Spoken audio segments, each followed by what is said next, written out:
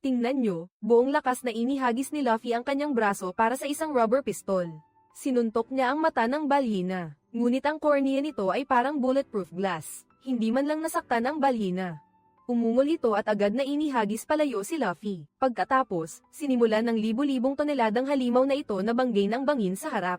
Mukhang galit ito sa bundok na humaharang sa daan nito. Gusto nitong durugin ang bundok na ito. Nag-aalalang sumigaw si Luffy, ibalik mo ang mga kasama ko. Ngunit hindi siya pinansin ng balyena. Ang isda pala ang lumamon sa barko ng pirata ni Luffy. Si Nami, Zoro, at ang mga tripulante ay nalunok lahat. Si Luffy lang ang nakaligtas dahil sa kanyang rubber body. Nag-aalala siya habang nakikita ang balyena na unti-unting lumulubog sa ilalim ng dagat. May liligtas pa kaya ni Luffy ang kanyang mga kaibigan? Ngayon, panoorin natin ng buo, ang bagong One Piece Live Action Season 2 na ipapalabas sa 2026. Mula nang kainin ni Luffy ang Devil Fruit, nagkaroon siya ng rubber body na hindi masisira. Binuo mo ang mga miyembro tulad ni Zoro, Nami, Usopp, at Sanji upang bumuo ng Straw Hat Pirates. Maghahanap sila ng dakilang kayamanan, ngunit kailangan muna nilang mag-imbak ng mga supply. Kaya pumunta sila sa Lost Town, at naghiwa-hiwalay ang lahat. Si Sanji ay bumili ng mga sangkap sa pagluluto, si Nami ay namili, at si Luffy ay bumisita sa lugar ng pagbitay. Hindi niya inaasahan na biglang liliparin ang kanyang straw hat. Nagmamadaling hinabol ni Luffy, iniabot ang kamay upang kunin ang sombrero, at nakita na may kamay sa ilalim. Ibinigay din nito ang kanyang wanted poster. Habang nagtataka siya, lumitaw si Buggy the Clown. Naaalala mo ba ako, Gago, sa nakaraang bahagi ng kwento? Si Buggy, na ipinadala ni Luffy sa Himalayas, ay bumalik para maghiganti. Kaya, dinala niya ang kanyang kasama, si Alvida, na isa ring kalaban na natalo ni Luffy. Ayaw ni Luffy na makipag-away sa kanila, dahil hinihintay siya ng Grand Line. Nagpaalam siya ng mabilis at umalis na sana, ngunit hindi siya pinayagan ng dalawa na umalis ng ganoon kadali. Hindi ka makakalabas dito ng buhay, huminto si Luffy. Kung gusto ninyong lumaban, sige, hali kayo. Pagkatapos, ginamit niya ang kanyang rubber pistol, ngunit madali itong naiwasan ni Alvida. Hindi niya alam na nakakain na pala ito ng smooth fruit. Kaya niyang epektibong labanan ang mga pisikal na atake. Mahirap siyang masaktan. Palaging sinusunod ni Alvida ang prinsipyo ng paghihiganti. Ginamit niya ang kanyang smooth road na patuloy na umiikot sa paligid ng kanyang kalaban. Agad na nahilo si Luffy at hindi niya makita kung saan nanggaling ang spiked iron mace sa kamay nito.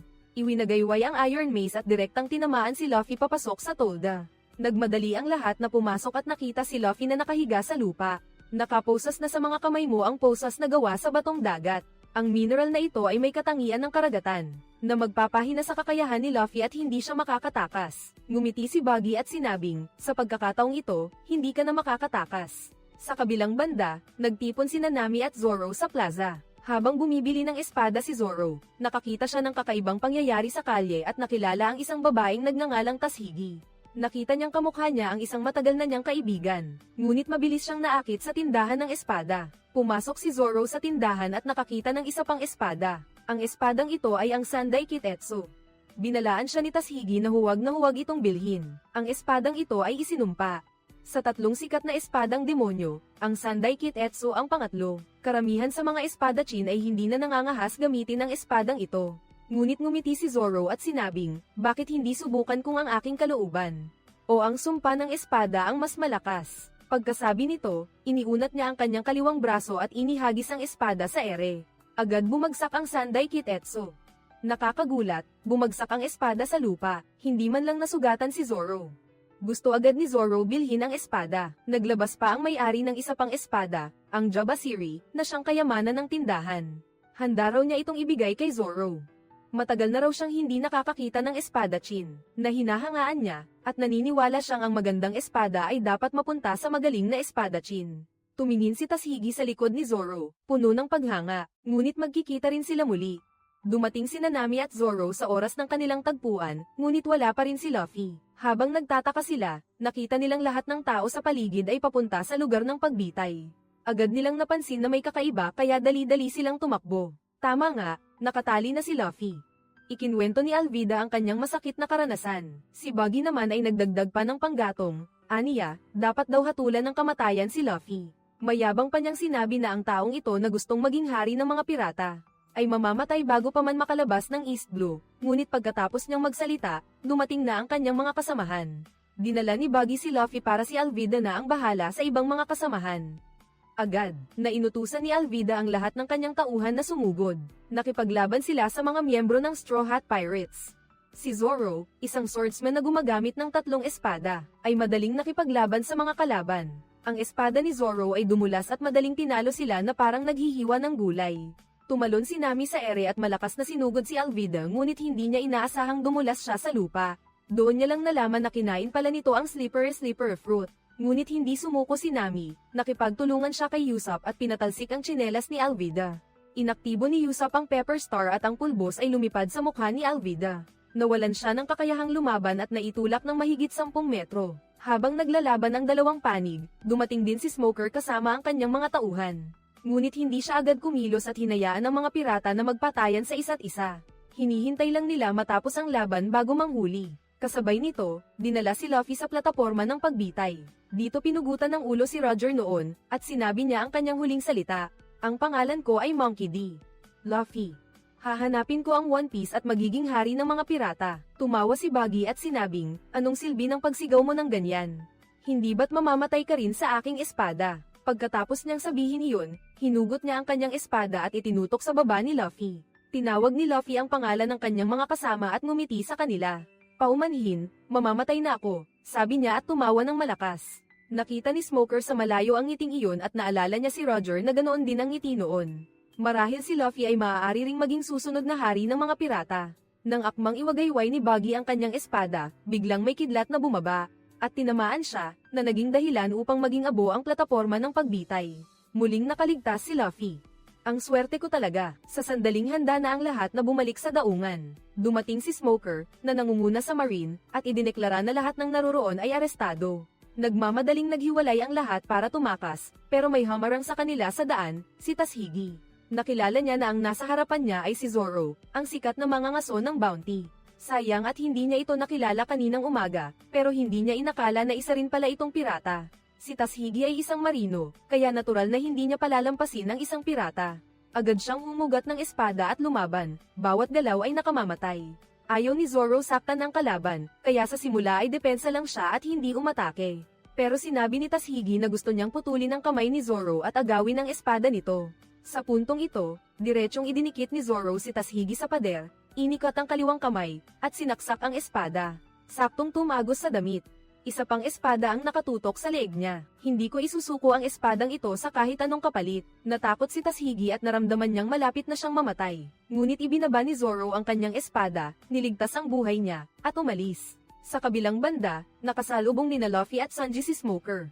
Si Sanji ang unang sumugod, ginamit ang pader, upang sipin ang kalaban, ngunit nagiging usok si Smoker. Hindi inaasahang siya pala ang may-ari ng kapangyarihan ng usok na Devil Fruit. Ang gumagamit ay maaaring gawing usok ang buong katawan.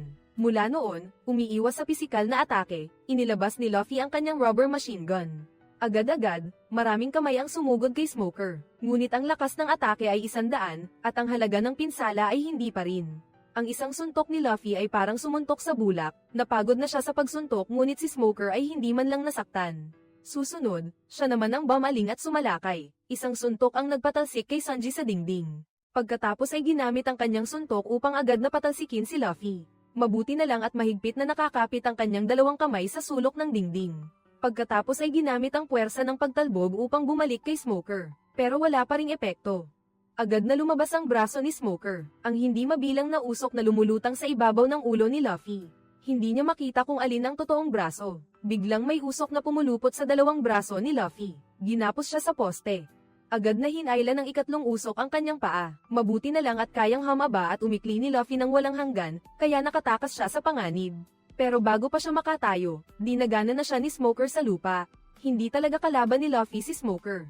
Nang handa na si Smoker na bunutin ang kanyang espada para tapusin siya, biglang hinawakan ng isang misteryosong lalaki ang kanyang kamay. Sino ka sa tingin mo para pigilan ang paglalakbay ng iba? Galit na galit si Smoker at umalis kasama ang misteryosong lalaki. Hindi pa alam ni Luffy na ang nagligtas sa kanya ay ang kanyang tunay na ama. Dragon, kayong dalawa ni Luffy, umalis na kayo at bumalik sa barko. Naglayag sila patungo sa Reverse Mountain, opisyal na sinimulan ang Grand Line. Ngunit mabilis silang nagkaproblema nang makarating ang barko sa Reverse Mountain. Ang tanawin sa harap nila ay ikinagulat ng lahat, nakita lang nila ang Red Line na nahati ng isang bitak. Maraming barko ang lumubog sa ilalim ng dagat, at ito ang tanging pasukan sa Grand Line. Malakas ang pagyanig ng barko, mas malakas ang impact ng tubig kaysa sa inaakala nila. Natumba si Sanji dahil sa tubig, at patuloy na umaakyat ang barko. Nagmamadali silang kumapit sa palo, ngunit napakalakas ng puwersa. Nabali ang palo, at nakita nilang malapit nang bumangga ang Going Merry sa isang bahura. Ngunit hindi nila ito mailihis. Sa kritikal na sandali, iniunat ni Luffy ang kanyang braso at nakahanap ng dalawang suporta. Ginamit mo ang iyong lakas upang paikutin ang direksyon. Kaya naiwasan ang pagbangga ng barko sa ilalim ng tulak ng tubig na umakyat sa tuktok ng bundok. Ang Grand Line ay nasa harapan na, ngumiti si Luffy ng masaya. Ngunit agad ding dumating ang panganib, bumababa ang barko. Ngunit sa labasan, may isang higanteng balyina na nakanganga. Sinabi ni Luffy sa balyina na umalis, inunat ang kanyang braso upang pigilan ngunit huli na. Nalunok na ang barkong Merry sa tiyan ng balyina.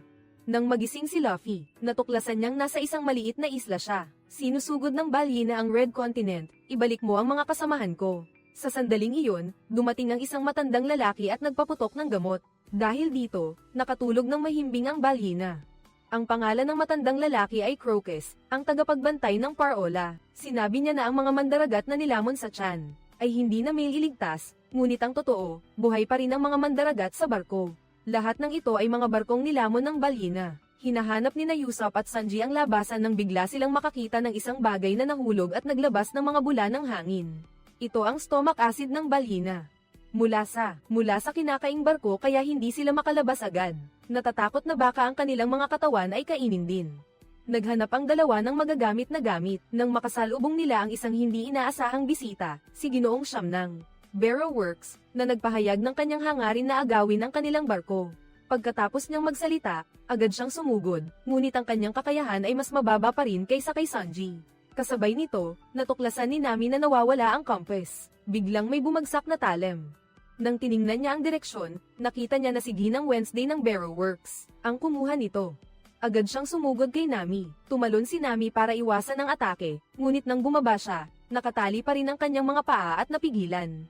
Nagbanta si Wednesday na kukunin ang barkong Merry Nami, kahit na napigilan siya. Ngunit napigilan ng ibang mga bihasang mandaragat si Number 9. Napilitan ding huminto si Lady Wednesday. Kasabay nito, hinahanap pa rin ni Luffy ang paraan para iligtas sila. Kasabay nito, nalaman niya na ang taong ito ang doktor sa barko ni Roger. Ang pangalan ng balyenang iyon ay Labon, na naghihintay sa isang armada na hindi nababalik. 50 taon na ang nakalipas, huminto ang Drumbo Pirates dito para ayusin ang kanilang barko. Kasama nila ang balyenang si Labon.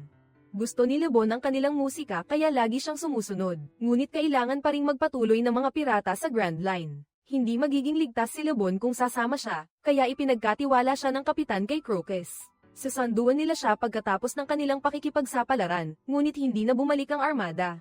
Akala ni Labon na nasa likod lang sila ng pader, kaya sa tingin niya, masisira niya ito kung sapat ang lakas niya. Araw-araw siyang bumubunggo, ngunit matibay ang Red Line at hindi niya ito masisira. Paano niya ito magagalaw? Sinabi ni Crocus kay Labon ang totoo, na hindi na makakabalik ang mga iyon, ngunit patuloy pa ring bumubunggo si Labon araw-araw. Kaya, kailangan ni Crocus na turukan siya ng pampakalma. Noon, tumahimik siya sandali, ngunit dahil sa matagal na paggamit ng pampakalma, unti-unting nawala ang bisa nito. Nagpa siya si Luffy na gamitin ang sarili niyang paraan, para tanggapin ni Labon ang katotohanan. Hindi nagtagal, nagising si Labon at nagpatuloy sa paghampas. Nagmamadaling nag-inject si Crocus ng gamot, ngunit napakaliit ng dosis. Wala itong epekto. Ang mga mandaragat sa loob ng balyina ay nasa malubhang kalagayan. Si Usopp ay nakabitin sa ere, malapit nang mahulog sa acid. Hinayla ni Zoro si Nami, at hinayla ni Sanji ang lubid ni Usopp.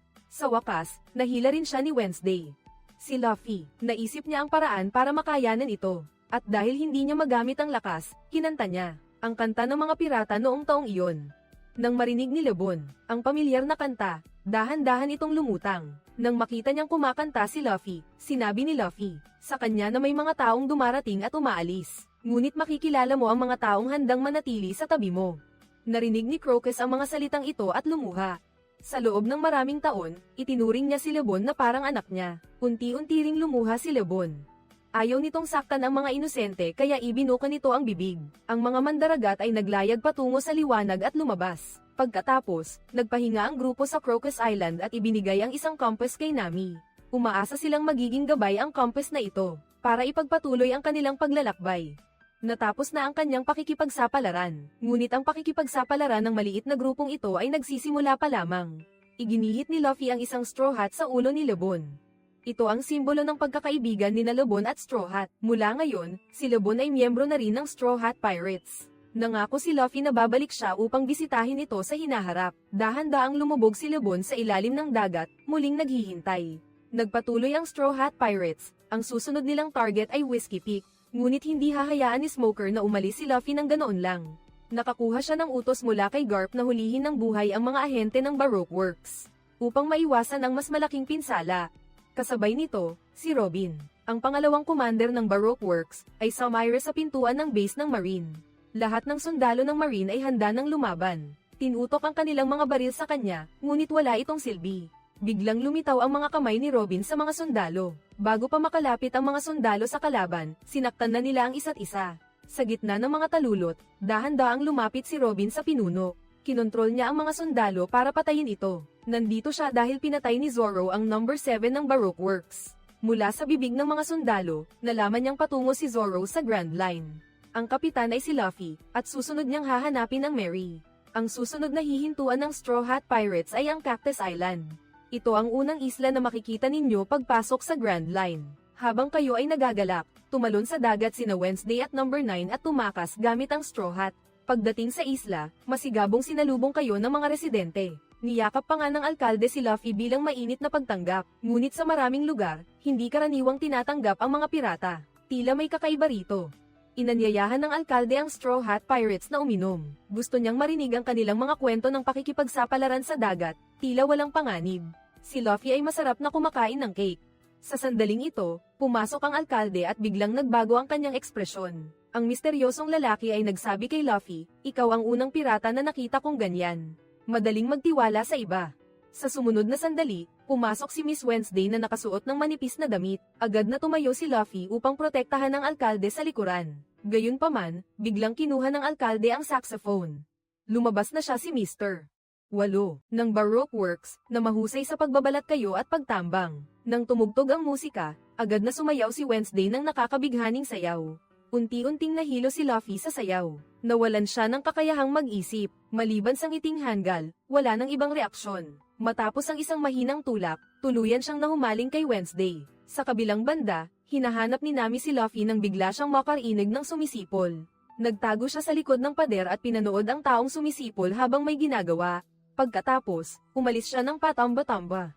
Lumapit siya at inangat ang tela para tingnan. Lumabas na ang Tulip Pirate Crew ay walang malay. Sa puntong ito, napansin din niya na may mali sa bayan na ito.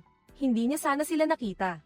Ang sumisipol na tao ay lumitaw sa likod ni Nami. Masama ang tingin niya habang sinasabi na bawat libingan dito ay may nakalibing na pirata. Lahat pala ng tao rito ay miyembro ng Baroque Works. Ginagamit nila ang alak at musika bilang pain para akitin ang mga bagong pirata sa Grand Line. Pagkatapos ay aatake sila para makuha ang bounty. Sabi ng sumisipol, "Huwag kang mag-alala, magandang dilag. Magiging malumanay ako sa iyo." Pagkatapos niyang sabihin iyon, agad na umatake si Nami at nagpakawala ng isang simpleng atake, na agad nakapagpatumba sa sumisipol. Malinaw na minamaliit ng kalaban ang lakas ni Nami. Habang nagluluksa si Zoro, dalawang lalaki ang biglang sumalakay. Hindi pa nga niya nahuhugot ang espada niya, napatumba na niya ang dalawang basura. Dumating si Nami para magbalita na maayos lang si Zoro. Agad silang naghiwalay para hanapin ang kanilang mga kasama. Nagpa siya si Nami na hanapin si Luffy. Sa oras na ito, si Wednesday at ang alkalde ay naghahanda na nakawin ang barko ng Straw Hat Pirates para umalis sa lugar na ito. Nang marinig ni Luffy na may gustong magnakaw ng barko, agad siyang nagising. Ang barko ang buhay niya. Ngunit ang mas nagpagalit kay Luffy ay ang panloloko ng alkalde sa kanyang tiwala. Gusto mong patayin ang kalaban. Mabilis na kumilos si MS Wednesday, kinuha ang isang palanggana ng pagkain at inihagis, pagkatapos ay hinayla ang alkalde palabas. Mabilis na tumakas ang ice cream truck. Nagpakawala si Luffy ng rubber rocket, ginamit ang pagiging elastiko ng goma at agad na lumipad. Pilit niyang binasag ang salamin, ngunit napakatigas nito. Kahit anong lakas ang gamitin niya, hindi niya ito mabasag. Tumingin siya sa mga gusali sa magkabilang panig, at may dalawang haligi doon. Ikinaway ni Luffy ang kanyang mga braso at hinawakan ang magkabilang panig. Humaba ang kanyang mga braso ng 10 metro. Sa isang iglap, tumaob ang ice cream truck, at parehong tumilapon sina Wednesday at ang alkalde. Hinabol sila ni Nami, gustong makipagtulungan kay Luffy para ipakita sa kanila. Nagmamadaling ipinaliwanag ni Wednesday, hindi namin kayo gustong patayin. Gusto lang naming umalis sa islang ito. Hindi pa niya nasasabi ang dahilan. Isang mayabang na tawa ang narinig sa likuran. Nagulat ang lahat, nang lumingon. Isang lalaki at babae pala, sina Miss Valentine at Mr. 5. Pareho silang miyembro ng Baroque Works. Dumating sila sa utos ni Mr. 0 para ibalik si Wednesday. Lumabas na si Wednesday pala ang Prinsesa Vivi ng Alabasta. Gusto ni Mr. 0 gamitin si Prinsesa Vivi para makakuha ng kapangyarihan sa Alabasta, para makuha ang sinaunang sandata na Pluten, kaya si Vivi ay naging especially iya sa Baroque Works. Ang layunin niya ay pabagsakin ang Baroque Works. Sa sandaling iyon, kinamot ni Mr. 5 ang kanyang ilong. Agad na napansin ni Vivi na kinain ng taong ito ang bomb fruit. Ang sipon niya ay isang bomba. Biglang sumigaw si Mr. 5 ng sipon kanin. Sa sandaling lumipad ang sipon, nagkanya-kanya ang lahat at tumakbo. Sa isang malakas na pagsabog, sumabog ang ice cream truck. Nagulat si Luffy sa eksenang ito. Pwede rin palang maging bomba iyon, nang handa na ang lahat na lumaban. Biglang nawala si Miss Valentine. Kinabahan si Vivi at sinabi sa lahat na kayang baguhin ni Valentine ang kanyang timbang gamit ang kanyang kapangyarihan. Pagkasabi nito, nakita ng lahat si Valentine na may hawak na payong at lumulutang sa ere. Hindi pa alam ng grupo ni Luffy kung paano haharapin ito, kaya tumakas muna sila.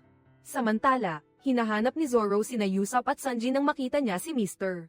Siyam. Nakatayo siya sa itaas at inutusan ng iba, na sino mang makapatay kay Zoro ay direktang mapopromote bilang frontline agent. Dahil may daan-daang tao dito, sigurado si Mr. Siyam na mananalo siya. Itinali ni Zoro ang bandana sa kanyang ulo at hinawakan ang kanyang espada, ang Sandai Kitetsu. Ito ang bagong espada na nakuha niya, na tinatawag na Demon Sword. Tamang-tama lang na gamitin ng mga taong ito para magsanay. Sa isang sigaw, sumugod siya. Mahigpit na hinawakan ni Zoro ang Kitetsu. Halos isang segundo ay nakapatay siya ng 2 tao. Biglang may sumugod mula sa pinto, may dalang malaking anteng-anteng. Tinulak niya si Zoro ng 3 metro. Sa kabila nito, mas bumilis pa ang pag-atake ni Zoro. Sa sandaling ito, isang madre na may hawak na krus ang nagmakaawa kay Zoro na patawarin sila.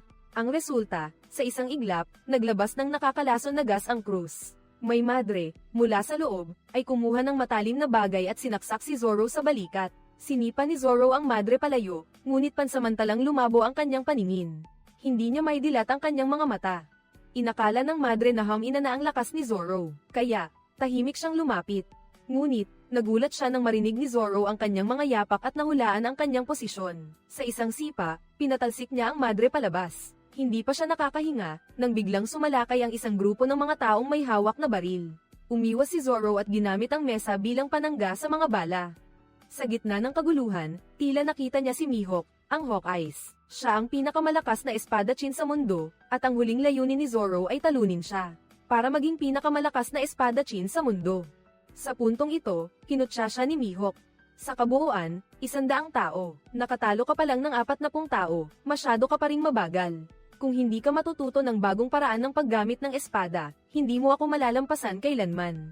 Nagpaalab ito sa galit ni Zoro. Kumuha siya ng isa pang espada, at nagpa siya na tapusin ito ng mabilis. Nang makita ito ni number 9, ipinadala niya ang Spike Hammer Warrior. Hawak ang isang malaking spiked iron hammer, isang hampas ang tumagos sa 20 sentimetrong pader sa likod niya.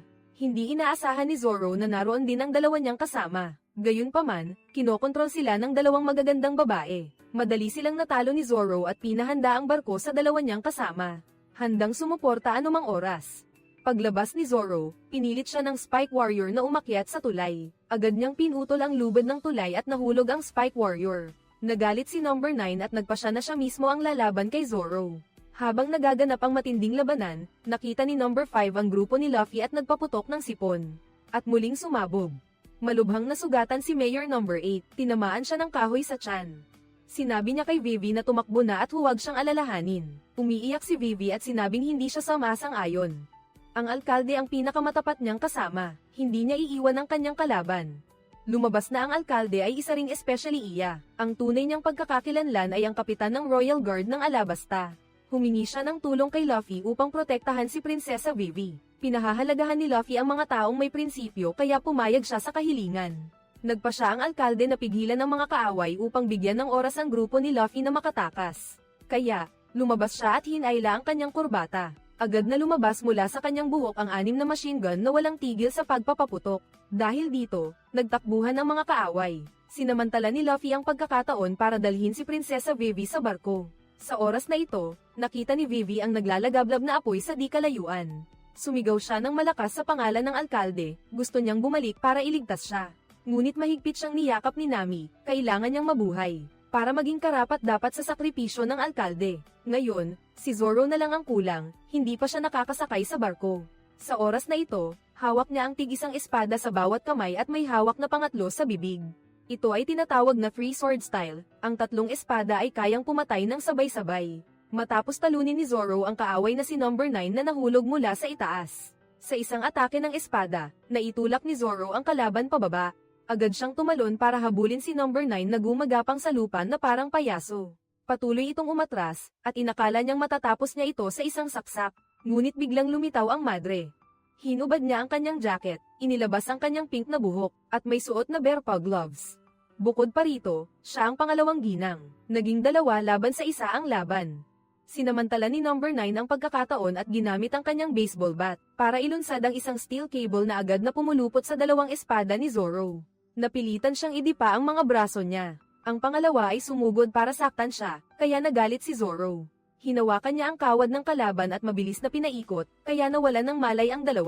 Pagkatapos, mabilis siyang sumama ulit sa mga kasama niya, at nagpatuloy sa kanilang bagong paglalakbay.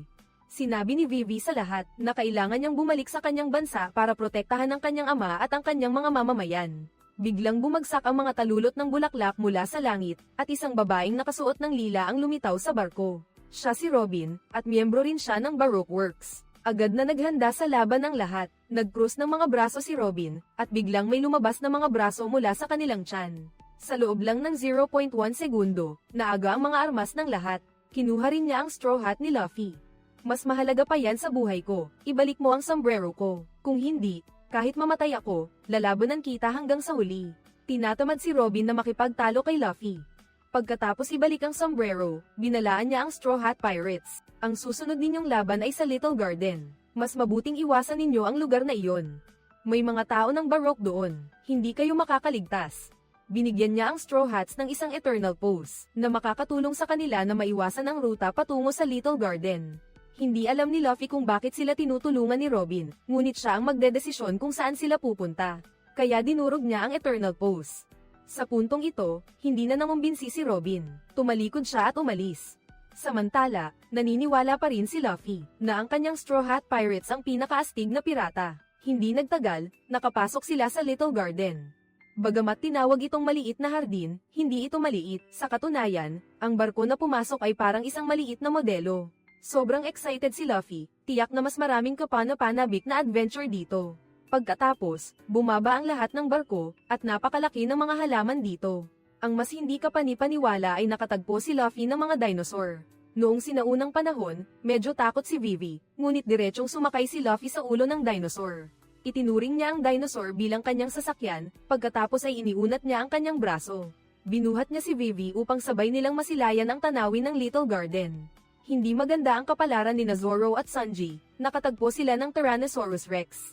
Ang nilalang na ito ay isang carnivore, kaya ipinakita nito ang matatalim nitong ngipin at umungol sa kanila. Nagkaisa sina Zoro at Sanji, ang isa ay umatake sa itaas. Ang isa naman ay umatake sa ibaba, at agad nilang natalo ang prehistorikong halimaw na ito. Pagkatapos, nagpasya silang gawin itong tanghalian.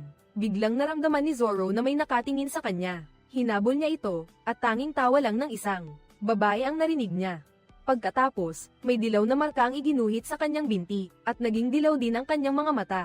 Si Zoro, na laging seryoso, ay biglang hindi mapigil ang tumawa. Samantala, medyo hindi maganda ang sitwasyon ni Nami at Usopp. Nakita nila ang isang 20 metro na higanti. Binuhat ng kalaban ng isang bar-ice ng tubig, na parang laruan, at kayang durugin sa kaunting lakas. Pagkatapos, iniabot niya ang kanyang malaking kamay at dinala ang 2 sa kuweba. Habang nagsisindi ng apoy, sinabi ng higanti na hindi makakaligtas ang mga tao sa Little Garden. Ang mga salitang ito ay lubos na nagpatakot sa 2. Balak ba silang kainin ng higanti? Nang maisip ito, biglang sumigaw ang higanti. Diyos ko, gutom na ako. Pagkatapos ay nagsimula siyang maghiwa ng prutas at gulay. Umiyak si Usopp sa takot. Tiyak na wala na tayong pag-asa. Inalo ni Nami si Usopp. Tayo ay tao. Ang pinakamalakas nating sandata ay ang ating isip. Ang higanteng ito ay tiyak na hindi pa nakarinig ng mga kwento ng mga pakikipagsapalaran ng tao. Maaari mong gamitin ang iyong kwento ng katapangan upang makuha ang kanyang atensyon. Nakita ni Usopp ang Loika at agad na nagpakatatag upang magkwento sa higanti. Sinamantala ni Nami ang pagkakataon upang maghanap ng sandata na makakatalo sa higanti. Bilang resulta, tuwang-tuwa ang higanti sa kwento. Kumuha siya ng isang malaking sandok ng nilagang sopas mula sa kaldero para sa kanilang dalawa. Nagulat si Nami. Teka, hindi ba kami ang pagkain? Nagulat ang higanti. Hindi ko kayo kakainin. Ako ang pinakamalakas na mandirigma dito. Hinding-hindi ko aabusuhin ang mahihina. Naiinip lang ako kaya gusto kong makipag-usap sa mga tao. Kaya ko kayo dinala dito. Nakahinga ng maluwag ang dalawa, ngunit hindi nagtagal, dumating sina Valentine at Mr. Lima sa Little Garden. Ito ay dahil sa impormasyong ibinigay ni Mr. Tatlo na nakatira dito. Sinabi niya na narito ang Straw Hat Pirates at hindi raw masaya si Mr. Zero sa kanila. Kung hindi nila mahuhuli ang prinsesa sa pagkakataong ito, mamamatay sila. Pero ngayon, hindi lang si Nami at Usopp ang nakipagkaibigan sa mga higanti. Nakakilala rin si Luffy ng isang higanti, at nagpapalitan sila ng masasarap na pagkain. Kung aatakihin nila ang dalawang higanti, tiyak na tutulungan nila ang mga ito, kaya kailangan nilang alisin muna ang dalawang higanti. At sa pagitan ng dalawang higanteng ito, mayroon silang kasunduan. Kapag sumabog ang bulkan, kailangan nilang lumabas at maglaban. Ito ang tanging libangan ng dalawang higanti. Pero mahigit 100 taon na silang naglalaban, at 73,466 na beses na silang tabla, na hindi pa nagkakaroon ng panalo o talo ng balak ni Nami na panoorin ang laban. Ang kanyang paa ay mayroon ding berdeng marka. Ang kanyang mga mata ay naging berde rin, ngunit wala siyang ibang reaksyon. Tulad pa rin ng isang ordinaryong tao. Ang dalawang higanteng ito ay walang masamang hangarin sa isa't isa. Gusto lang nilang magkaroon ng panalo o talo bago magsimula ang laban. Magpapalitan sila ng beer. Ito ang ritual ng pagsisimula ng laban. Hawak nila ang kalasag sa isang kamay at ang palakol sa isa pa. Sinimulan ang pinakamabangis na pag-atake. Sa puntong ito, nagsimulang magpakita ng kakaibang pag-uugali si Nami. Nakahiga siya sa bato, nagpapainit sa araw, at sinabing ang mga ulap sa langit ay parang pusa. Lahat ay nanonood ng laban, walang nakakapansin sa pagbabago niya. Biglang kumulo ang tiyan ng isang higanti, at umusok ang ilong. Ang ilong at bibig ay naglabas ng kulay abong usok, at umusok din ang beer sa baso. Si Vivi ang unang nakarik, nahulaan niyang si number 5 ang humabol sa Little Garden. Naglagay siya ng bombang sipon sa beer. Tama nga, pagtingala ni Luffy, nakita niya ang dalawang mapilit na nakatayo hindi kalayuan, nanunood ng palabas. Nagalit si Luffy at agad na hinabol ang dalawang iyon. Gayunpaman, hindi pa rin alam ng dalawang higanti kung ano ang nangyari. Habang abala pa rin sa pakikipaglaban, bigla na lang may tunog na plop. Si Usopp, na nanatili sa kanyang pwesto, ay nakita ang higanteng nakahuli sa kanya, si Brogy, na sinaksak sa tiyan ng kalaban at bumagsak na may tunog na boom. Pagkatapos, dumating si Miss Valentine at hinayla si Nami. Pagkatapos, tumapak siya at naglabas ng libu-libong toneladang gravity. Dinurog niya ang bato, at agad na nahulog si Usopp habang si Nami ay nadakip. Ngayon, nadakip ang kanyang kasama, at patay na rin ang higanti. Sinabi ni Usopp sa natitirang higanti, hindi marangal ang iyong pagkapanalo. Ang kalaban niya ay binomba at nilason, kaya natalo niya ang higanteng mandirigma. Nang malaman ang katotohanan, galit na galit siya. Gusto niyang parusahan ang mga masasamang tao na nagbomba. Kasabay nito, habang hinahabol ni Luffy si number 5, nakita niya ang isang umiiyak na bata. Tinanong ni Luffy ang bata kung anong nangyari, at sinabi niya, nawawala ako.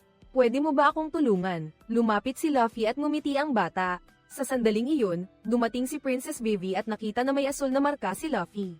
Kaya dali-dali siyang tumakas. Ang higanteng nagwagi ay hindi rin maganda ang kalagayan, nawalan ng malay dahil sa numero 5. Inatake siya ng numero 3 gamit ang kanyang wax na nagiging kasing tigas ng bakal kapag tumigas. Sa huli, ang Straw Hat Pirates at ang mga higanti ay kinontrol ng Baroque Works. Si Sanji lang ang nasa barko para magluto para sa lahat, kaya hindi siya natuklasan. Sina Zoro, Nami, at Vivi ay iginapos ng numero 3. Sa kritikal na sandaling ito, napansin ni Vivi na hindi lang hindi natatakot si Nami, kundi napakatahimik pa niya. Nang tingnan niya ng mabuti, nakita niya ang isang berdeng marka sa paa ni Nami. Nagmamadaling umikot si Vivi at ginamit ang kanyang paa para burahin ang berdeng marka. Doon palang nabawi ni Nami ang kanyang malay. Sinabi ni Vivi sa kanya na ang marka ay ang kapangyarihan ng Devil Fruit ni Miss Golden Week. Siya ang batang babae na iyon. Sa pamamagitan ng paglalagay ng iba't ibang kulay ng marka sa target, maaari niyang iparamdam sa target ang iba't ibang emosyon. Halimbawa, ang berdeng marka na ito ay maaaring magpatahimik ng husto sa target. Kahit naharapin ang kamatayan, hindi sila magkakaroon ng anumang damdamin ng paglaban. Ang dilaw na marka naman kay Zoro ay nagpapatawa sa kanya ng walang tigil. Dahil ang mga kadena sa tatlo ay gawa sa wax, walang silbi ang pang-unlock tool ni Nami. Kaya umaasa na lang ang tatlo na ililigtas sila ng kanilang mga kasama. Nakita ni Usopp si Luffy sa dalampasigan at sinabihan siyang bilisin at iligtas ang kanilang mga kasama, ngunit si Luffy ay binigyan ni Miss Golden Week ng asul na marka. Naging malungkot siya, at walang silbi ang pagpapalakas ng loob ni Usopp. Habang nalilito si Usopp, bumalik si Miss Golden Week na masayang kumakanta. Wala siyang nagawa kundi iwanan si Luffy at umatras. Si Miss Golden Week dahil wala pang gustong makipaglaro sa kanya, at ngayon ay nahuli na niya si Luffy. Kaya natural lang na gusto niyang maglaro hanggang magsawa. Naramdaman niyang nakakainis ang pag-iyak ni Luffy, kaya binura niya ang asul na marka sa mukha nito, at iginuhit ang berdeng marka na sumisimbolo sa pagiging kalmado. Hindi na nga umiyak si Luffy. Inutusan niya itong makipag-tea party sa kanya, ngunit tumanggi si Luffy. Isang bagay lang ang nasa isip niya, mabilis na iligtas ang kanyang mga kasama. Nagalit si Miss Golden Week at sinaksak ang kamay ni Luffy gamit ang brush. Wala siyang nagawa kundi sundin ang utos nito at uminom ng tsaa. Tumakbo si Usopp papasok sa gubat at pinilit ang sarili na kumalma. Pagkatapos ay nagpasya siyang hanapin si Sanji. Ito lang ang tanging paraan para mailigtas ang lahat. Sa oras na ito, nakita ni Sanji ang isang bahay na gawa sa wax sa gubat. Ngunit walang tao sa loob. Nang aalis na sana si Sanji, biglang tumunog ang snail transponder. Sinagot niya ang tawag. Ito pala ang nagtatag ng Baroque Works, si Mr. Zero. Si Mr. Zero ay isa sa 7 Warlords of the Sea, si Crocodile. Napagkamalan niya si Sanji bilang si Mr. Tatlo at tinanong kung patay na ba sina Vivi at ang Straw Hat Pirates. Sumagot si Sanji na oo. Sinabi ni Crocodile, magaling. Ipinadala niya ang unlucky pair para kumpirmahin ang sitwasyon. Nagmamadaling ibinaba ni Sanji ang telepono at lumabas para tingnan. Nakita niya ang pares na lumilipad sa itaas. Ang pares ay sina Miss Golden Week at Mr. 13.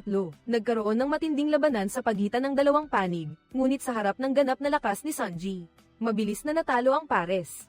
Pagkatapos, sinabi ni Sanji kay Crocodile sa kabilang linya, paumanhin, patay na ang alaga mo. Nagalit si Crocodile, at naintindihan na buhay pa sina Vivi at ang grupo ni Luffy. Sumumpa na pagbabayaran ang grupo ni Luffy. Mayroon ding hindi inaasahang nakita si Sanji, nakakuha ng Eternal Pose na nakaturo sa Alabasta, sa katawan ng dalawang Usopp, bagaman hindi niya nakita si Sanji. Natuklasan niya na buhay pa si Brogy, ang higanti. Gusto ni Usopp na tulungan siya ni Brogy na iligtas ang kanyang mga kasama, ngunit malubha ang sugat nito at hindi makatayo. Nalugmok sa kawalan ng pag-asa si Usopp. Alam ni Brogy na natatakot si Usopp, kaya matyaga niyang itinuro na ang isang mandirigma na nakakaramdam ng takot ay mabuti. Ipinapakita nito na mayroon kang pinapahalagahan, at magbibigay ito sa iyo ng pakiramdam ng layunin. Ang tunay na tapang ay hindi ang kawalan ng takot, kundi ang pagharap sa takot at patuloy na lumaban. Unti-unting nabawi ni Usopp ang kanyang tapang matapos pasalamatan si Brogy at agad na sumugod upang iligtas ang kanyang mga kasamahan. Kahit mag-isa, kailangan niyang lumaban hanggang sa huli. Ito si Usopp bilang miyembro ng Straw Hat Pirates. Balak niyang iligtas si Luffy muna, ngunit natuklasan niya si Miss Golden Week, ay nagpinta ng itim na marka kay Luffy. Ang itim na marka ay sumisimbolo sa pagtataksil. Hindi lang pagtataksil sa mga kasamahan, kundi pati na rin sa tiwala at pagtitiyaga sa sarili. Nakita lang si Luffy na tinatanggihan ang kanyang kagustuhang maging hari ng mga pirata. At unti-unting lumalakad patungo sa dagat sa isang kritikal na sitwasyon. Sumugod si Usopp at aksidenteng natapakan ang palet, na direktang damaykit sa mukha ni Ginang Golden Week, na naging sanhi upang agad siyang mapunta sa isang estado ng emosyonal na kaguluhan. Nagmamadaling hinayla ni Usopp si Luffy sa pampang, at dahil nahugasan ng tubig dagat ang lahat ng marka sa katawan ni Luffy, nabalik ang kanyang kamalayan at mabilis siyang bumalik upang iligtas ang kanyang mga kasama. Hindi inaasahan, sina Zoro, Nami, at Vivi ay dinala sa labas ng numero 3, at ginawang wax statue sa wax cake. Mayroon ding dalawang katulong si number 3, sina number 5 at Miss Valentine. Alam ni Luffy na si number 3 ang sinadyang sumire sa laban ng mga higanti. Kaya, sabay-sabay na nilang babayaran ang mga bagong utang at lumang galit. Si Luffy ang haharap kay number 3, at sina number 5 at Miss Valentine naman ay kay Usopp. Si number 5 ay may kapangyarihan ng bomb fruit, na kayang umatake sa kalaban gamit ang mga bomba. Si Miss Valentine naman ay may kapangyarihan ng kilo-kilo fruit na kayang baguhin ang kanyang timbang. Alam ni Usopp na hindi niya kayang talunin ang dalawa sa lakas, kaya gagamitin niya ang kanyang talino. Ginamit niya ang sitwasyon ni Miss Valentine. Pinataas ni Valentine ang kanyang timbang at malakas na tumapak sa lupa bilang paraan ng pag-atake. Sadyang tumakbo si Usopp sa tabi ng wax cake. Habang inaatake ni Miss Valentine, hindi niya sinasadyang natapakan ang wax cake sa tatlo. Ngunit nakatakas sina Vivi at Nami. Ngunit ang paa ni Zoro ay nasa estado pa rin ng wax. Direktang binigyan ni Nami si number 5 nanograms isang palo at lumipad ito sa tabi ni Zoro. Sa pagkakataong ito, kawawa si number 5 at binugbog ni Zoro. Sa tulong ni Nami, ginamit ni Vivi ang lubid upang balutin ang leeg ni Miss Valentine. Isang palo ni Nami ang nagpatamba kay Miss Valentine at tuluyang nanalo. Nagpaputok si Usopp ng Flame Star para sunugin ang wax sa paa ni Zoro. Nakalaya si Zoro at tinalo ang number 5 sa isang saksak. Hinabol ni Luffy ang number 3 sa gubat, ngunit naglabas ang number 3 nanograms sa Jang Wax Museum attack. Gumawa siya ng mahigit 10 clone, at hindi alam ni Luffy kung alin ang totoo o peke. Bukod pa rito, paminsan-minsan ay inaatake siya ng number 3. Sa huli, hinabol niya ito sa isang kuweba. Gusto ng number 3 na makipaglaban kay Luffy. Ginamit niya ang makipot na espasyo para limitahan si Luffy. Pagkatapos, inilagay niya ang malalaking wax hammer sa mga kamao ni Luffy. Hindi may angat ni Luffy ang kanyang kamao at binugbog siya ni Mr. 3. Habang binubugbog siya, kinutsa siya ni Mr. 3. Mahina ka rin tulad ng dalawang higanti. Nagalit si Luffy, hindi ko hahayaang insultuhan mo ang aking mga kaibigan. Pagkatapos, agad na napuno ang health bar ni Luffy. Iwinagayway niya ang kanyang braso na may habang 10 metro at ginamit ang rubber axe, direktang pinatulog si Mr. 3. Mula noon, ganap na nagwagi ang grupo ni Luffy, at ang dalawang higanti, matapos malaman ang katotohanan. Nagkabati rin sila matapos magpaalam sa mga higanti. Sina Luffy at ang kanyang mga kaibigan, sa gabay ng Eternal Pose, ay patuloy na naglalakbay patungo sa kaharian ng Alabasta, ang bayan ni Vivi. Kasabay nito, ang pinakamalakas na tauhan ni Crocodile na si Robin ay nakipagkita sa isang misteryosong bisita. Ang bisita ay si Wapol, ang dating hari ng kaharian na sinalakay ni Blackbeard. Iniwan niya ang kanyang mga mamamayan at tumakas. Matapos umalis si Blackbeard, gusto niyang bawiin ang kontrol sa kaharian ng Drum. Kaya naman, gusto niyang magbigay ng walang tigil na pondo kay Crocodile. At gusto niyang tulungan siya sa ilalim ng autoridad ni Crocodile. Binigyan ni Robin si Wapol ng Devil Fruit bilang kapalit ng pagpopondo ni Wapol sa panig ni Luffy. Sa kanilang pagpunta sa kaharian ng Alabasta, may nangyari. Nagkaroon si Nami ng kakaibang sakit na kung hindi maagapan, ay maaaring maging mapanganib sa kanyang buhay.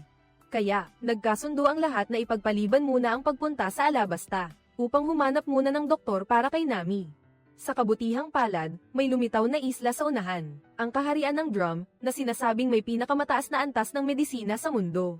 Agad na pinabilis ng lahat ang kanilang pag-usad. Gayunpaman, biglang pinayuhan ni Vivi ang lahat. Pagdating mo sa lugar, huwag mong ibunyag ang iyong pagkatao, dahil sa relasyon ng kaharian ng Drum at ng kaharian ng Alabasta na hindi maganda.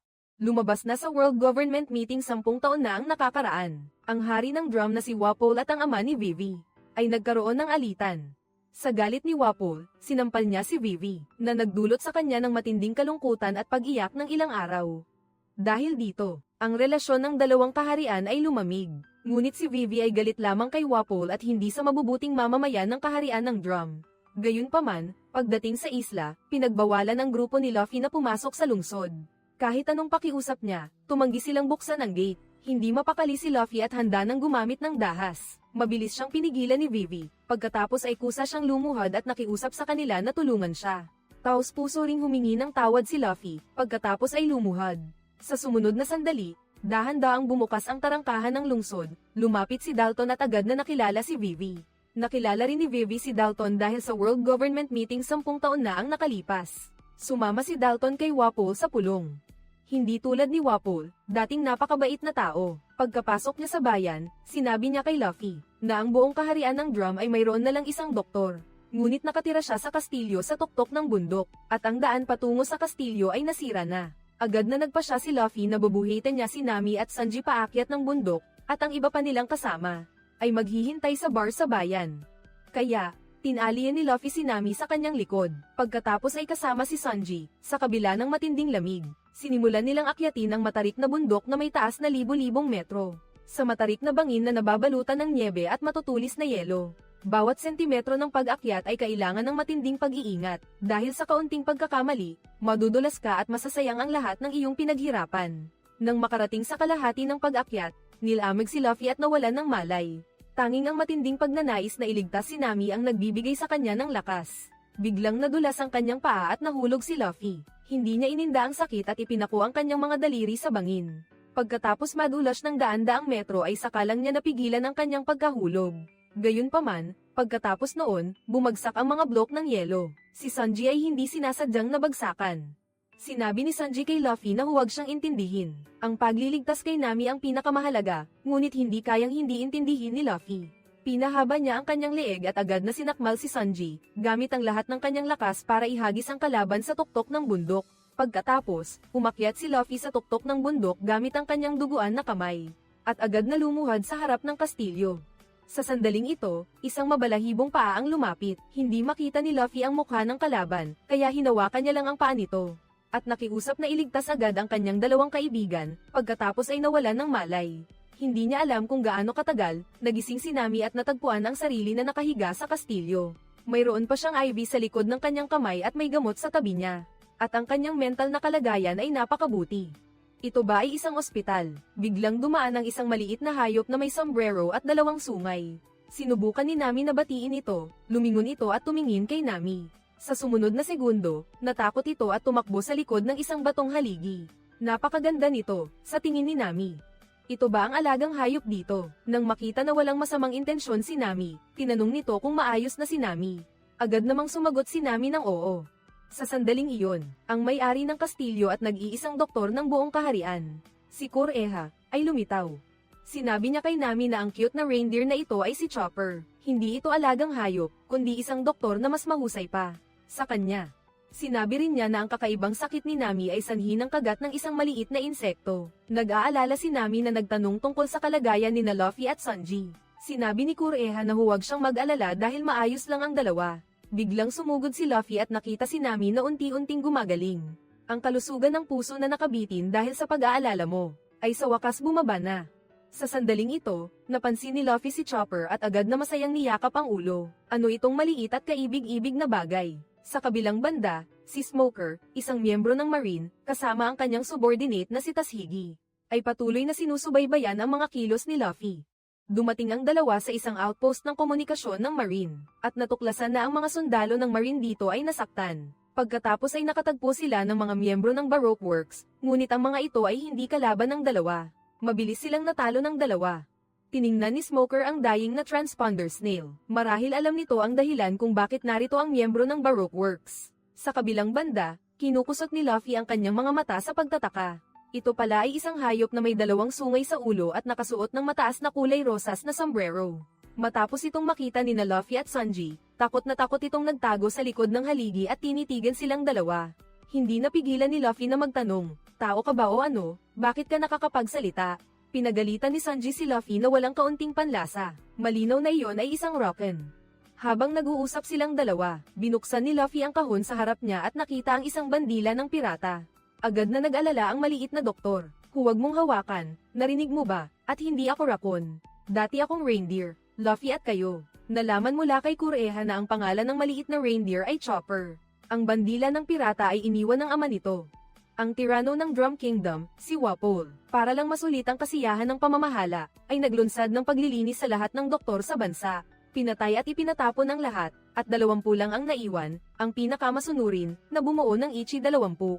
Sino mang gustong magpagamot sa Ichi 20 ay kailangang yumuko at sumunod sa kanya.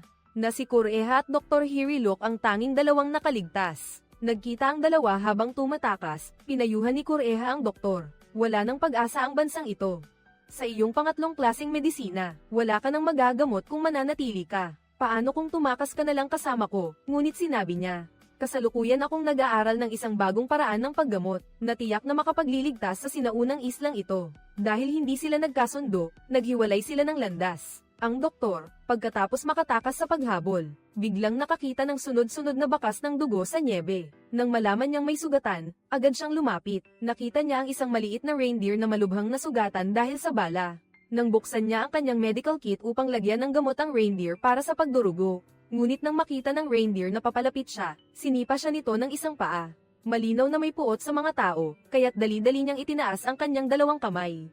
At sa gitna ng yelo at nyebe, hinubad niya ang lahat ng kanyang damit. Patunayan kung wala akong masamang intensyon. Isa akong doktor, hindi kita sasaktan. Ang reindeer ay mabilis na nawalan ng malay dahil sa malubhang sugat. Nang magising muli, natuklasan niyang nasa isang mainit na silid siya. Ang kanyang katawan ay bumuti na rin. Sa sandaling ito, biglang nagtanong si Hiriluk, magandang hapon, ang reindeer ay natakot at tinakpan ang kanyang bibig. Malubha siyang nasugatan dahil sa paglantad na marunong siyang magsalita, tinuring siyang halimaw ng mga tao at binaril. Ngunit hindi ito itinuring ni Hiriluk na mahalaga. Sinabi ni Chopper na ano kung makapagsalita siya, kaya rin niyang makipag-usap. Tinanong ng doktor kung nasaan ang mga magulang niya. Sagot ng USA, dahil may asul akong ilong. Nilayuan ako ng ibang USA at tinawag akong halimaw. Ngunit pinabulaanan ito ni Hiriluk at sinabing tiyak na nakakain siya ng devil fruit.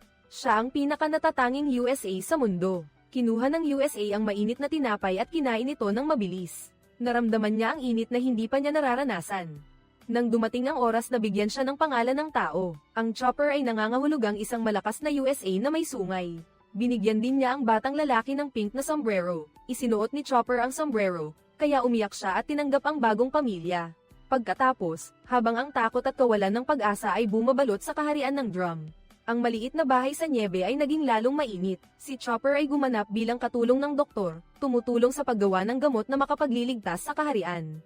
Tinuruan ng doktor si Chopper na ang isang doktor ay hindi lamang nagpapagaling ng katawan, kundi dapat ding iligtas ang puso ng tao.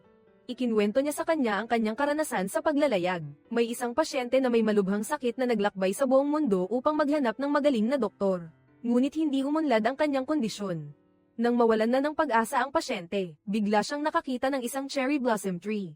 Hindi pa nakakita ang pasyente ng ganoong kagandang tanawin. Kinabukasan, himalang gumaling ang kanyang sakit. Masayang itinuro ng doktor ang bandila ng pirata at sinabi, iyan ang simbolo ng pananampalataya.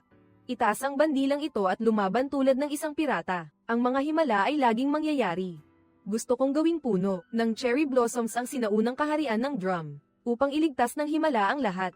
Kumikinang ang mga mata ni Chopper tulad ng bituin, at malalim niyang naaalala ang tanawing ito. Gayunpaman, hindi pa bumababa ang himala sa kaharian. Natuklasan ni Dr. Hiriluk na mayroon siyang malalang sakit. Para hindi masaktan si Chopper, sinadya niyang makipag-away at paalisin ito.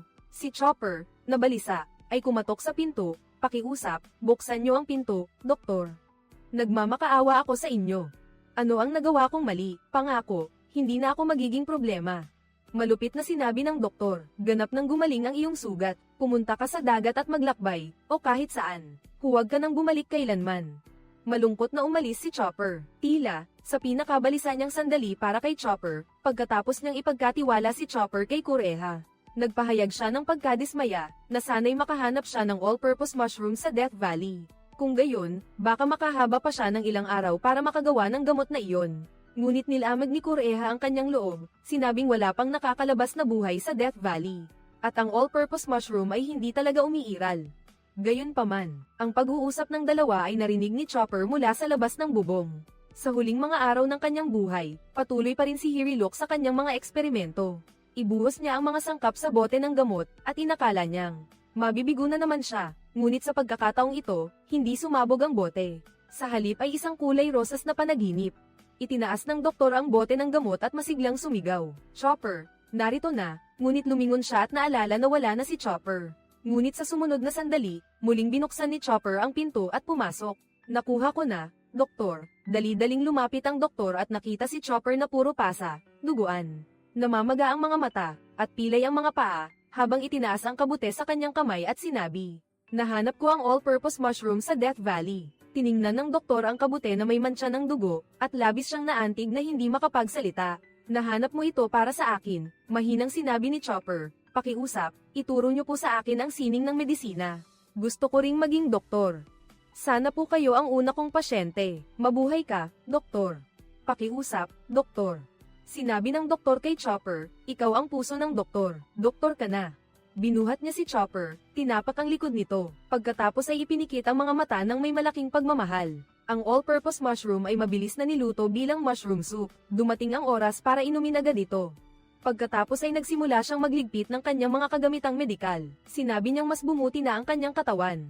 Nakatanggap siya ng balita na ang 20-ish doctors ay sabay-sabay na nagkasakit at walang makapagpagaling.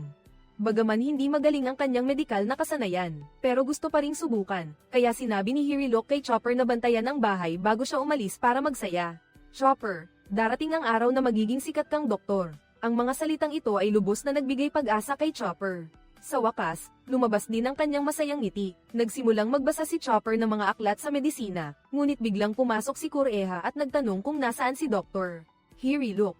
Buong pagmamalaki namang sinabi ni Chopper kay Kureha, "Gumamit ako ng all-purpose mushroom para lutuin ang sabaw ng kabute para sa kanya." Pagkatapos niyang inumin ito, gumaling na ang kanyang katawan at pumasok siya sa bayan para manggamot. Kay Kureha, hindi siya makapaniwala na ang malalang sakit na ito ay tiyak na nakamamatay. Paano ito madaling gumaling? Binuklat ni Chopper ang aklat ng medisina at itinuro ang kabute. Pagkatapos makita ni Kureha, agad siyang nagulat. Sa tabi ng kabute ay may simbolo ng bungo. Ito ay malinaw na isang nakamamatay na lason na kabute, at inosenteng sinabi ni Chopper, "Sinabi sa akin ng doktor na ang simbolo ng bungo at crossbones ay nangangahulugang lahat ay posible. Anumang sakit ay maaaring gamutin." Agad na nagalit si Kureha, "Gago ka, ang simbolo na iyon ay nangangahulugang nakamamatay. Kung inumin mo iyan, sa loob ng isang oras, tiyak na mamamatay ang pasyente." Alam niyang lason ang niluto mong mushroom soup, pero ininom pa rin niya. Dahil ayaw niyang sirain ang pag-asa mo. Agad na parang tinamaan ng kidlat si Chopper. Hindi makapaniwala na siya mismo ang nakapatay sa doktor. Kasabay nito, dala ni Hirilok ang pampasabog at dirdiretsong pumasok sa kastilyo ng kaharian. Ang resulta, ngayon lang niya natuklasan na hindi naman pala talaga may sakit si Ishii 20. Ito pala ay bitag lang ni Wapol para akitin ang doktor na lumapit. Gayunpaman, hindi nagalit si Hirilok, kundi sinabi pa niya ng may damdamin. "Salamat sa langit at lupa, hindi ako masyadong nagkasakit. Isa nga lang itong panlilinlang." Nang marinig ito, tuwang-tuwa si Wapol at tumawa ng malakas, hindi niya maintindihan kung bakit may ganitong uri ng tanga. Alam na niyang bitag, pero siya pa rin ang nagdala ng sarili niya doon. Agad niyang inutusan si Dalton na patayin si Hirilok. Hindi napigilan ni Dalton na magtanong, "Bakit po kayo pumunta kahit alam ninyong bitag?" Diretsong sinabi ng doktor, "Paano kung mayroon talagang pasyente? Ako ay isang doktor, kaya natural lang na pumunta ako." Natigilan si Dalton sa kanyang kinatatayuan, tila tinamaan ng isang bagay. Pinilit ni Wapo na patayin ang doktor, ngunit hindi niya magawa. Sa sandaling ito, tahimik na kinuha ni Hirilok ang 2 granada. Sabihin kay Dalton na may halimaw na paparating. "Pakiusap huwag ninyong saktan ng batang iyon, anak ko siya." Matapos ayusin ang huling gawain, sinabi ni Hirilok, "Nagkaroon ako ng magandang buhay, barilin mo na siya." Sa sandaling ito, si Chopper ay desperadong tumatakbo patungo sa kastilyo. Ngunit paglampas niya sa bundok ng niebe, nakarinig siya ng malakas na pagsabog. Desperadong napagtanto ni Chopper na wala na ang doktor. Ang itim na sombrero ng doktor ay nahulog mula sa bintana. Agad na lumuha si Chopper nang makita si Dayton. Agad na napuno ng paghihiganti ang kanyang isip. Agad na lumaki ang kanyang katawan, naging isang 2 metrong higanti. Ang kanyang mga kalamnan ay umalsa, nagpapakita ng pagiging mailap at likas na pagkahayop. Ito ang human combat form na nakuha ni Chopper matapos kainin ang zone-type Hito-Hito no Mi. Sumugod si Chopper kay Dayton ngunit sinalo lang ito ni Dayton gamit ang kanyang kamay. Sabi niya, "Pati ako, hindi mo kayang talunin. Wala kang pagkakataong makaganti. Dapat kang mamuhay ng maayos o isipin ng iyong ama. Gusto ba niyang mamatay ka ng walang kabuluhan?" Pagkarinig nito, umungol si Chopper at tumakbo palayo. Natahimik si Luffy ng matagal pagkatapos marinig ito, at naawa kay Chopper. Isang napakabait at banayad na doktor. Hindi ba siya ang kailangan ng mga tao sa barko? Kinuha niya ang bandila ng pirata at isinabat ito ng mataas sa dingding. Nakita ni Chopper ang mahabang braso ng kalaban na parang goma. Labis siyang nagulat. Ngumiti si Luffy kay Chopper at sinabi, "Hindi lang ikaw ang halimaw sa mundo. Isa rin akong halimaw, hindi ba't ang galing?" Kasabay nito, nagbabantay sina Zoro at ang iba pa. Biglang nakita nila ang makapal na usok sa Drum Island, may kakaibang barko ang pumasok. Pinabantayan ni Dayton ang 2 at siya mismo ang nag-imbestiga sa sitwasyon. Ang resulta, pagkalabas pa lang niya ng gate ng lungsod, hindi kalayuan, 3 pana ang biglang tumama sa dibdib niya. Lumabas mula sa dilim ang mamamana at ang lalaking may kulot na buhok. Dinala nila siya sa harap ni Wapol, ang malupit na pinuno na tinakat ni Blackbeard noon. Iniwan niya ang lahat ng tao, ngayon ay nakabalik na siya matapos kainin ang Bako-Bako Devil Fruit. At walang kahihiyang gustong ibalik ang pamamahala. Pinagalitan ni Dayton ang hari na pinabayaan ang kanyang mga tao at hindi karapat-dapat umupo sa trono.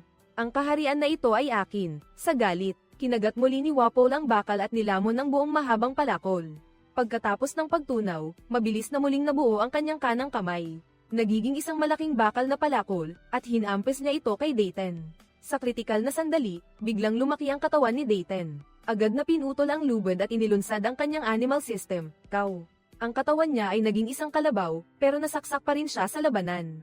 Kinutya ni Dayton si Wapol, kahit na kumain ka ng devil fruit. Kung wala kang suporta ng mga tao, hindi ka pa rin magiging hari. Pero sinabi ni Wapol, mayroon akong mga sundalong binago, na hindi namamatay.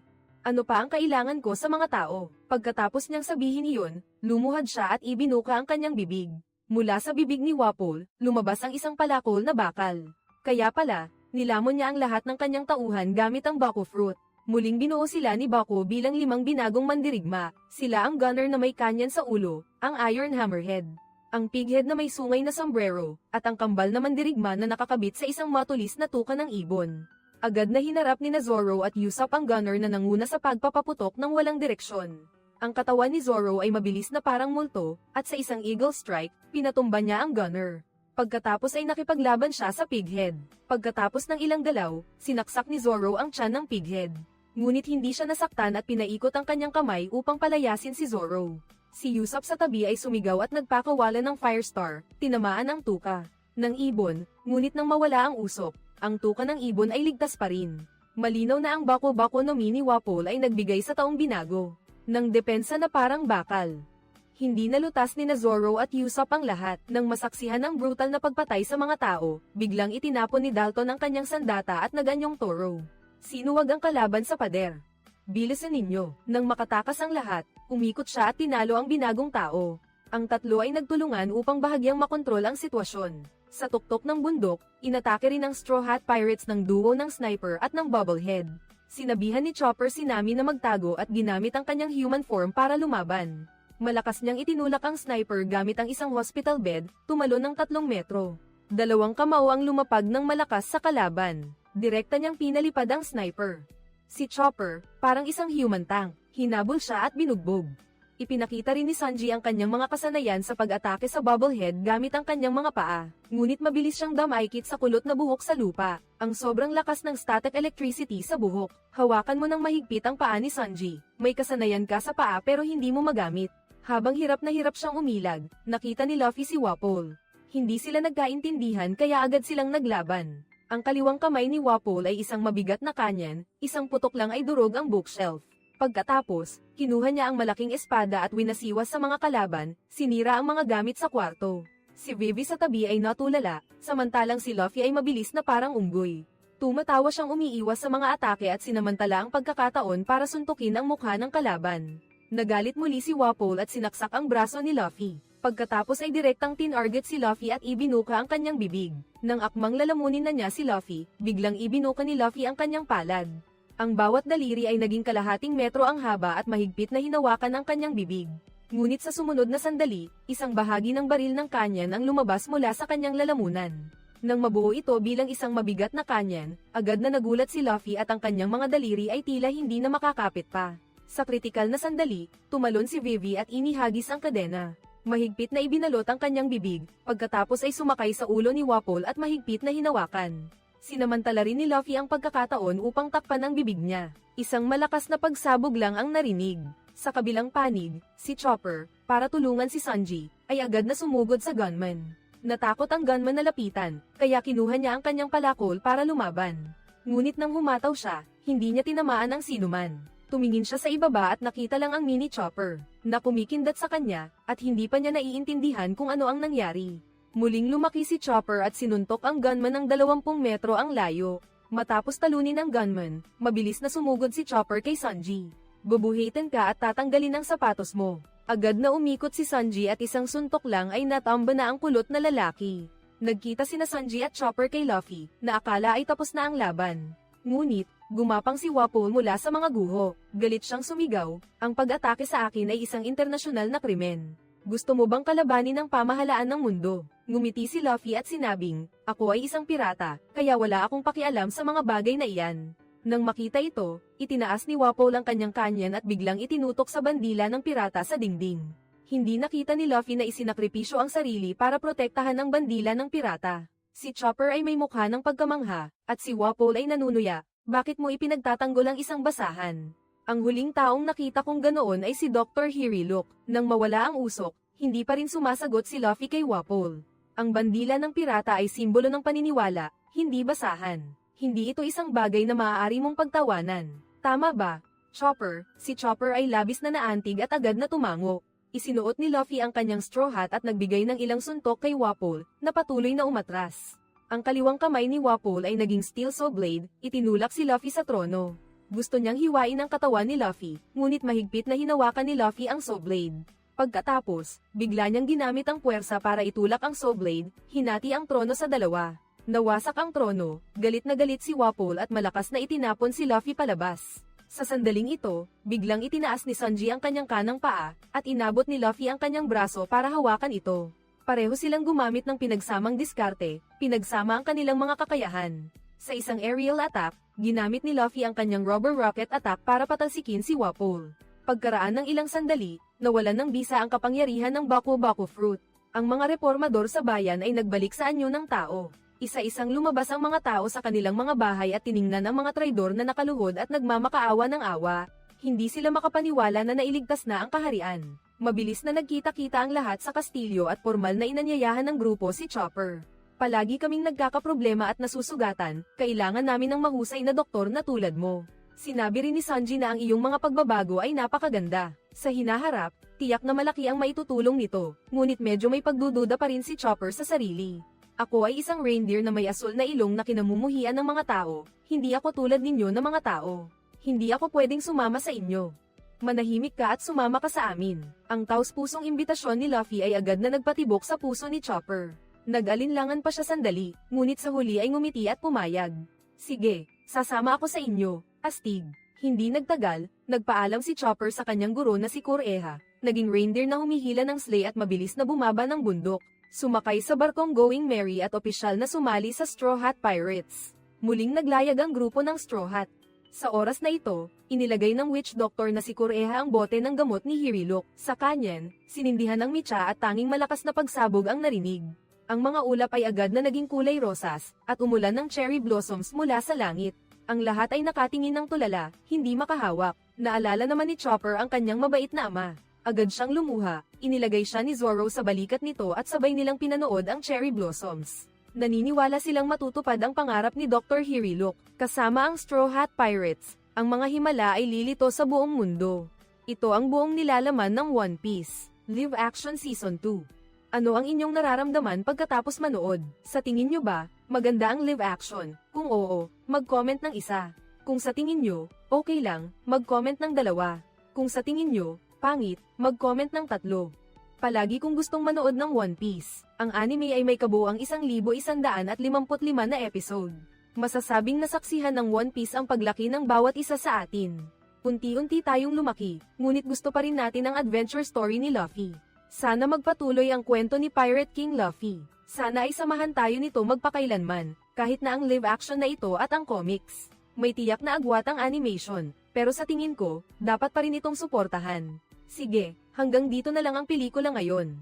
Salamat sa inyong panonood ng aming video. Kumusta at maligayang pagdating sa tulong ng ginang.